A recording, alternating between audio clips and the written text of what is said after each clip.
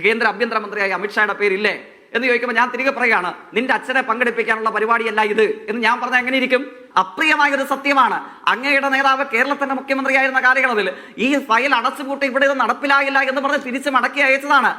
ഒരു സിദ്ധാന്തം കേൾക്കൂ, ഒരു സിദ്ധാന്തം, ഒരു തിയറി കേൾക്കൂ. അതായത് ഇന്നത്തെ ഈ അവഗണനയുടെ ശരിയായ ഗുണഭോക്താവ് CPM ആണ്. കാരണം റിയാസ് ഒരു താരമായിരിക്കുന്നു എന്ന് മാത്രവുമല്ല, അത് ഈ ഡെവലപ്മെന്റൽ പരിപാടിയുടെ സർക്കാരുമായി ബന്ധപ്പെട്ട പങ്കാളിത്തത്തിന്റെ പൈസയുടെ എല്ലാം കണക്ക് നമ്മളൊക്കെ ഇപ്പോഴും ഇവിടുന്ന് ഡിസ്കസ് ചെയ്യാണല്ലോ. സോ അത് ജനങ്ങളിലേക്ക് എത്തുകയാണ്. ശരിക്കും ഇതിന്റെ ബെനിഫിഷ്യറി ആരാണ്? CPM ആണ്, റിയാസ് ആണ്, സർക്കാരാണ്. അപ്പോൾ അങ്ങനെ ബെനിഫിഷ്യറി ആയിട്ട് റിയാസ് മാറുമെന്ന് അറിഞ്ഞിട്ടും ഈ ചീപ്പ് പരിപാടി അവർ കാണിച്ചിട്ടുണ്ടെങ്കിൽ അതിന് ചില ഉദ്ദേശങ്ങളൊക്കെ ഉണ്ട്. അത് നിങ്ങളെ സഹായിക്കാനാണെന്നാണ് നിജേഷിന്റെ സിദ്ധാന്തം. അതിലേക്ക് വരാം. എന്തായാലും അങ്ങനെ ഒരു സിദ്ധാന്തം അങ്ങയുടെ ചോദ്യത്തിൽ അങ്ങ് കോട്ട് ചെയ്ത കേരളത്തിലെ LOPക്കോ നമ്മുടെ പ്രതിപക്ഷ നേതാവിനോ അല്ലെങ്കിൽ മുസ്ലിം ലീഗിന്റെ നേതാവിനോ ഒന്നും ഉള്ളതായിട്ട് അവരുടെ പ്രതികരണങ്ങൾ അങ്ങോട്ട് കോട്ട് ചെയ്ത അവരുടെ പ്രതികരണങ്ങൾ എന്തായാലും സാധാരണക്കാരെന്ന നിലയിൽ ഞാൻ പരിശോധിച്ചിട്ട് എനിക്ക് കാണാൻ കഴിഞ്ഞിട്ടില്ല. എന്തായാലും ചർച്ചയിൽ വന്നിരുന്ന കോൺഗ്രസ് പ്രതിനിധി അതിനിടയിലും ക്ഷീരമുള്ള അകിടും ചൂട്ടിലും ചോര തന്നെ കൊതിന് കൗതുകം എന്നതുകൊണ്ടായിരിക്കും അതിനിടയിലും ഒരു RSS ബാന്ധവമുണ്ടോ എന്ന പരിശോധനയിലാണ്. ഇരിക്കട്ടെ, ഞാൻ അതിലേക്ക് വരാം. പക്ഷെ തൊട്ടു മുമ്പ് നമ്മുടെ സംഘപരിവാർ രാഷ്ട്രീയത്തോട് ആഭിമുഖ്യമുണ്ട് എന്ന് കരുതപ്പെടുന്ന നമ്മളുടെ സഹപാനലിസ്റ്റ് RSS നേതാക്കന്മാരുള്ള ചർച്ചയിൽ അദ്ദേഹം വരാറില്ല. RSS നേതാക്കന്മാർ അറപ്പോടെ മാറ്റി നിർത്തുന്ന ചർച്ചയിലാണ് അദ്ദേഹം വരാറുള്ളത്. ഇരിക്കട്ടെ.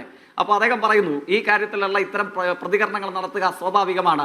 കേരളത്തിൽ DYFIയുടെ യൂണിറ്റ് പ്രസിഡന്റായി പ്രവർത്തനം ആരംഭിച്ച് അഖിലേന്ത്യാ അധ്യക്ഷൻ വരെ ആവുകയും അതിനുശേഷം കരുത്തോടുകൂടെ കേരളത്തിന്റെ പൊതുമരാമത്ത് വകുപ്പിനെ നയിക്കുന്ന സഖാവ് മുഹമ്മദ് റിയാസിനെ സംബന്ധിച്ച് അങ്ങേയറ്റം മനുഷ്യത്വ വിരുദ്ധമായി നടത്തിയ RSSന്റെ നിലവാരം തുറന്നു കാട്ടുന്ന പ്രയോഗം അത് BJP സംസ്ഥാന അധ്യക്ഷന്റെ അവകാശമാണ്, അത് അദ്ദേഹത്തിന്റെ സമീപനമാണ് എന്നാണ് നമ്മുടെ സഹയാത്രികൻ പറഞ്ഞത്. നമ്മൾ മലയാളികൾ നമ്മളൊന്ന് ആലോചിച്ച് നോക്കൂ. ഇപ്പോൾ നമ്മുടെ യൂണിയൻ ഗവൺമെന്റിന്റെ ആഭ്യന്തരമന്ത്രിയുടെ പേര് അമിത്ഷാ എന്നുള്ളതാണ്. അദ്ദേഹം ഒരു പാർലമെന്റ് മണ്ഡലത്തിൽ മത്സരിച്ച് ജയിച്ച് അങ്ങനെയൊക്കെ ആയിരിക്കുമല്ലോ, അല്ലെങ്കിൽ രാജ്യസഭാ പ്രതിനിധിയായിട്ടൊക്കെ ആയിരിക്കുമല്ലോ. ഏതായാലും ഒരു സംസ്ഥാനത്തെ ഒരു നാടിനെ പ്രതിനിധീകരിച്ചുകൂടെയാണല്ലോ അദ്ദേഹം മന്ത്രിസഭയിലേക്ക് എത്തിയിട്ടുണ്ടാവുക. അദ്ദേഹത്തിന്റെ മണ്ഡലത്തിൽ ഒരു പരിപാടി നടക്കുന്നു. നമ്മുടെ BCCയോട് ചേർന്ന് പ്രവർത്തിക്കുന്ന അദ്ദേഹത്തിന്റെ മകൻ ജയ്ഷ ആ പരിപാടിയിൽ, സർക്കാർ പരിപാടിയിൽ പങ്കെടുക്കുന്നു എന്ന് കരുതുക. അപ്പൊ ജയ്ഷ പങ്കെടുക്കുന്ന പരിപാടിയിൽ അമിത്ഷാ പങ്കെടുക്കുന്നില്ല. നോക്കുമ്പോൾ എന്താണ്, അദ്ദേഹത്തെ ക്ഷണിച്ചിട്ടില്ല, അല്ലെങ്കിൽ ആ പേരിന്റെ പരിപാടിയുടെ പ്രോഗ്രാം ലിസ്റ്റിൽ അല്ലെങ്കിൽ ഫലകത്തിലൊന്നും അദ്ദേഹത്തിന്റെ പേരില്ല. അപ്പൊ ജയ്ഷ സ്വാഭാവികമായി ചോദിക്കുകയാണ്, ഈ മണ്ഡലത്തിൽ ഞങ്ങളുടെ പാർലമെന്റ് മെമ്പറായ കേന്ദ്ര ആഭ്യന്തരമന്ത്രിയായ അമിത്ഷായുടെ പേരില്ലേ എന്ന് ചോദിക്കുമ്പോൾ ഞാൻ തിരികെ പറയുകയാണ്, നിന്റെ അച്ഛനെ പങ്കെടുപ്പിക്കാനുള്ള പരിപാടിയല്ല ഇത് എന്ന് ഞാൻ പറഞ്ഞാൽ എങ്ങനെ ഇരിക്കും? ഞാൻ അങ്ങനെ പറയൂല. പക്ഷെ RSS നേതാവിന്റെ നിലവാരമാണ് എനിക്കുള്ളതെങ്കിൽ ജയ്ഷ ഇന്ത്യയുടെ ആഭ്യന്തരമന്ത്രി എന്തുകൊണ്ട് പങ്കെടുക്കുന്നില്ല എന്ന് ജയ്ഷ എന്നോട് ചോദിച്ചാൽ ഞാൻ എന്ന് മറുപടി പറയണം? കേരളത്തിലെ രാജീവ് ചന്ദ്രശേഖരാണ് ഞാനെങ്കിൽ മറുപടി പറയും, നിന്റെ അച്ഛനെ പങ്കെടുപ്പിക്കാനുള്ള പരിപാടി അല്ലല്ലോ ഇത് എന്നാണ് ഞാൻ മറുപടി പറയേണ്ടത്. പക്ഷേ ആ രാഷ്ട്രീയമല്ല നമ്മൾ പഠിച്ചത് എന്നുള്ളത് കൊണ്ട് ആ നിലവാരവും ആ മറുപടിയും നമ്മൾ പറയില്ല. നമ്മൾ അങ്ങനെ രാഷ്ട്രീയത്തെ വില കുറച്ച് കാണാൻ പാടില്ല. ഇതാണ് എനിക്ക് ആ കാര്യത്തിൽ അങ്ങയോട് സൂചിപ്പിക്കാനുള്ള എൻ്റെ ഒരു അഭിപ്രായം. പിന്നെ ദേശീയപാതയെ സംബന്ധിച്ച് പറഞ്ഞു വന്നപ്പോൾ കോൺഗ്രസിന്റെ പ്രതിനിധിക്ക് പൊള്ളുന്നത് സ്വാഭാവികമാണ്. കാരണം എന്താണ്, 2014 ഓഗസ്റ്റ് മാസം 14 നമ്മുടെ കേന്ദ്ര സർക്കാർ കേരളത്തിലെ ഗവൺമെന്റിന് അയച്ച കത്ത് ഇപ്പോഴും നമ്മുടെ പബ്ലിക് ഡൊമൈന് മുമ്പിൽ ലഭ്യമാണ്. എന്താ കത്തിൽ പറയുന്നത്? ദേശീയപാത 66 എന്ന് പറയുന്നത് ഇന്ത്യയുടെ വാണിജ്യ തലസ്ഥാനമായ മുംബൈയിൽ ആരംഭിച്ച് നമ്മുടെ തെക്കേന്ത്യൻ സംസ്ഥാനങ്ങളുമായി ബന്ധിപ്പിക്കുന്നതാണ്. ആ ദേശീയപാത 66 തമിഴ്നാടുണ്ട്, കർണാടകയുണ്ട്, കേരളത്തിൽ കന്യാകുമാരി വരെയുണ്ട്. മുംബൈയിൽ നിന്ന് ആരംഭിച്ച് ഈ ദേശീയപാത 66 കേരളത്തിന്റെ റീച്ച് മാത്രം ഒഴിവാക്കിയിരിക്കുന്നു. എന്തുകൊണ്ടാണ്? ഇത് തുറന്നു വെച്ച ആഫീസ് അടച്ചുപൂട്ടി വണ്ടി കയറിയ ദേശീയപാത അതോറിറ്റി ഉദ്യോഗസ്ഥരുടെ കത്തിനെ തുടർന്നാണ്. 1 ഇഞ്ച് സ്ഥലം ഏറ്റെടുത്ത് കൊടുത്തില്ല. ആര് കൊടുത്തില്ല? അങ്ങേക്ക് കാര്യം പറയുമ്പോൾ വിഷമിച്ചിട്ട് കാര്യമുണ്ടോ? അങ്ങേക്ക് അസഹിഷ്ണുത തോന്നിയിട്ട് കാര്യമുണ്ടോ? അങ്ങേക്ക് അനിഷ്ടകരമായ ഒരു യാഥാർത്ഥ്യമാണ്, അപ്രിയമായൊരു സത്യമാണ്. അങ്ങയുടെ നേതാവ് കേരളത്തിന്റെ മുഖ്യമന്ത്രിയായിരുന്ന കാലയളവിൽ ഈ ഫയൽ അടച്ചുപൂട്ടി ഇവിടെ ഇത് നടപ്പിലായില്ല എന്ന് പറഞ്ഞ് തിരിച്ച് മടക്കി അയച്ചതാണ്. അവരെ തിരികെ പോയി കണ്ട് വിളിച്ചുകൊണ്ട് വന്നത് എപ്പോഴാണ്? വിജ്ഞാപനം ഇറങ്ങിയത് എപ്പോഴാണ്? അത് 2019 അന്ന് ആരാണ് കേരളത്തിന്റെ മുഖ്യമന്ത്രി? ഇപ്പോഴത്തെ കേരളത്തിന്റെ മുഖ്യമന്ത്രി തന്നെയാണ്. പൊതുമരാമത്ത് വകുപ്പുകളുടെ യൂണിയൻ മന്ത്രിസഭയിലെ ചുമതലയുള്ള ആളെ കാണുന്നു, പ്രധാനമന്ത്രിയെ കാണുന്നു. അപ്പോൾ ഏറ്റവും ഒടുവിൽ പുതിയ നിർദ്ദേശം വരുന്നു, 25% തുക കേരളത്തിൽ കർണാടകയും തമിഴ്നാടും കൊടുക്കാത്ത, അവർക്ക് ചെലവഴിക്കേണ്ട വന്നിട്ടില്ലാത്ത മഹാരാഷ്ട്ര പാത ആരംഭിക്കുന്ന മുംബൈക്കോ മഹാരാഷ്ട്രയ്ക്കോ കൊടുക്കേണ്ട വന്നിട്ടില്ലാത്ത തുക കേരളത്തോട് മാത്രം കൊടുക്കാൻ ആവശ്യപ്പെടുന്നു. നമ്മൾ എന്ത് ചെയ്യുന്നു? 5580 കോടി രൂപ കേരളത്തിന്റെ കയ്യിൽ നിന്നും കൊടുത്ത് 1190.67 ഹെക്ടർ ഭൂമി കേരളം ഏറ്റെടുക്കുന്നു. അപ്പൊ പറയുകയാണ് എത്രയാ, 115 സ്ഥലത്തേത് തകർന്നില്ലേ എന്ന്. 115 സ്ഥലത്തിന്റെ പേര് ആദരണീയനായ കോൺഗ്രസിന്റെ പ്രതിനിധി ഒന്ന് പറയാമോ?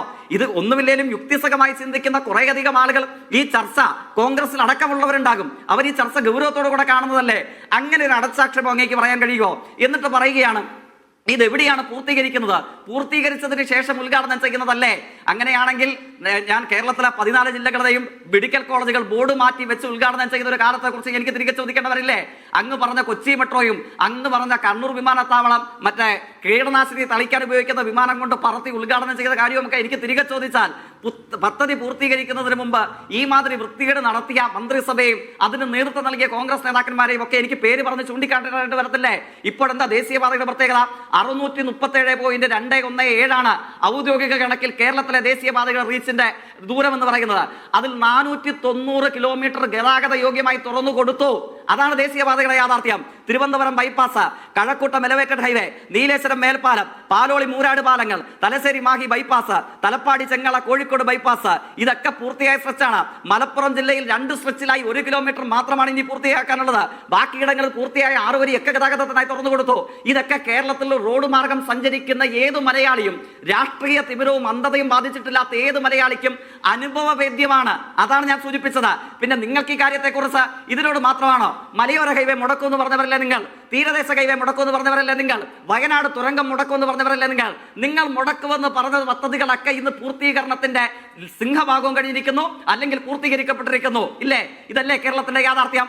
അക്ഷരാർത്ഥത്തിൽ കേരളം നേടിയെടുത്ത പർവ്വത സമാനമായ മുന്നേറ്റങ്ങൾ, അത്ഭുതകരമായ നേട്ടങ്ങൾ, ഇതിനൊക്കെ മുമ്പിൽ കടക്കൽ കത്തിവെക്കാൻ ശ്രമിച്ചതാണ് നിങ്ങളും നിങ്ങളുടെ പ്രതിപക്ഷ നേതാവും നിങ്ങളുടെ നേതൃത്വം. എന്തുകൊണ്ട് വിളിച്ചില്ല എന്ന ചോദ്യത്തിലാണ് നമ്മൾ തുടങ്ങിയത്. അതിനുള്ള മറുപടികളിലേക്ക് നമ്മൾ ഏകദേശം എത്തിക്കഴിഞ്ഞിരിക്കുന്നു.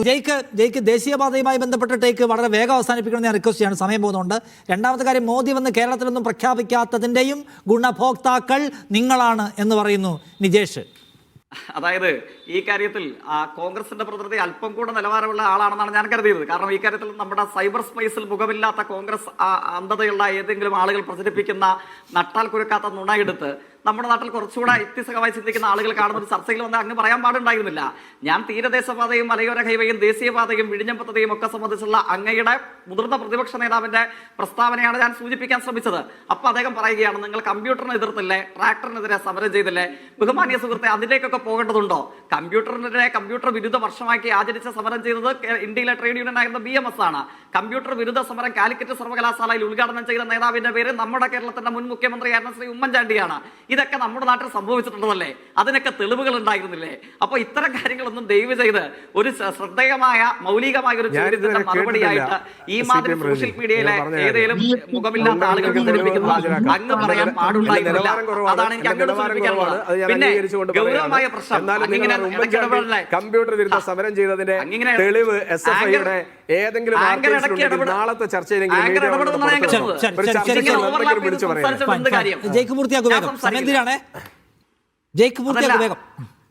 കോൺഗ്രസ് പ്രതിനിധിക്ക് ഈ കാര്യം അല്ല, ഞാൻ പറഞ്ഞല്ലോ, അങ്ങ് എനിക്ക് അവസരം നൽകി ഞാൻ സംസാരിച്ച് തുടങ്ങിയതാണ്.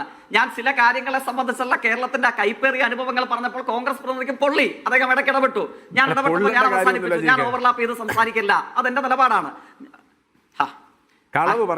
ഇത് വീണ്ടും തുടർന്നാൽ ഞാനും നിർത്തത്തേ ഉള്ളൂ. അങ്ങ് പറഞ്ഞു ചർച്ചയുടെ അവസാന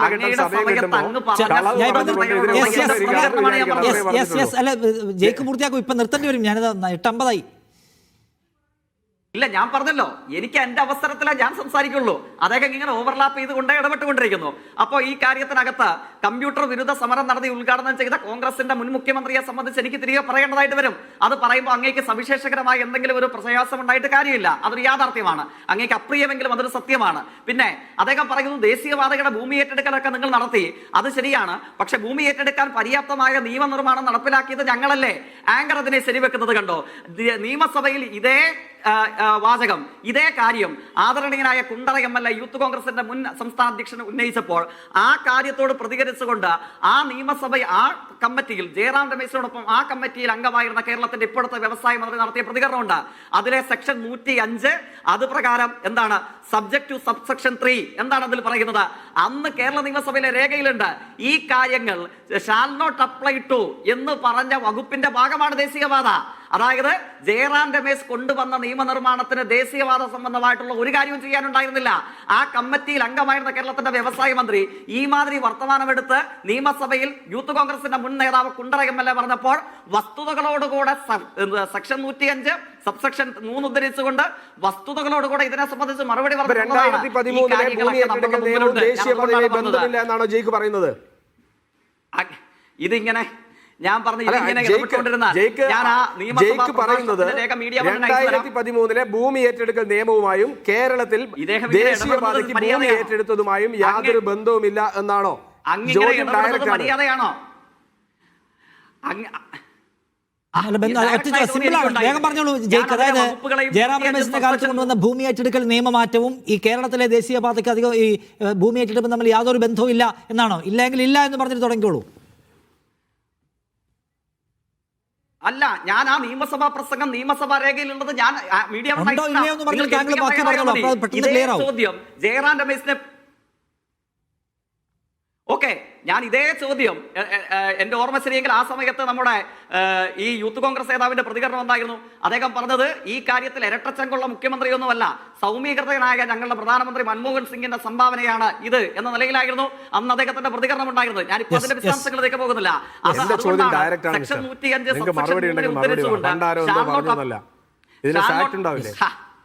ഇതെന്ത് ഇടപാടാണ്? ശരി, അല്ല ഞാൻ പറഞ്ഞത് നിങ്ങൾ വേഗം അല്ല ഈ എല്ലാ നിയമസഭ അന്നത്തെ പ്രസംഗം ഇതെല്ലാം കൂടെ പറയാൻ പോയ ടൈമില്ല ജയ്ക്ക്. വേഗം പൂർത്തിയാക്കൂ താങ്കളുടെ പോയിന്റ്. എന്റെ ടൈം എക്സീഡാണ്.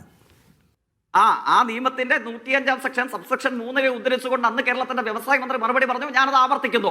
അതുകൊണ്ട് അങ്ങീ ദയവായി ഈ നുണ ആവർത്തിക്കരുത് എന്നാണ് അക്കാര്യത്തിൽ എനിക്ക് ജയിക്കുന്ന പോയിന്റ് അതാണ്. അതല്ല, അതിനപ്പുറം ഞങ്ങളുടെ ഇച്ഛാശക്തി കൊണ്ടാണ് നടന്നത് എന്നാണ്. പക്ഷേ മറിച്ചൊരു വാദവും കൂടി ഇദ്ദേഹം ഉന്നയിക്കുകയാണ്.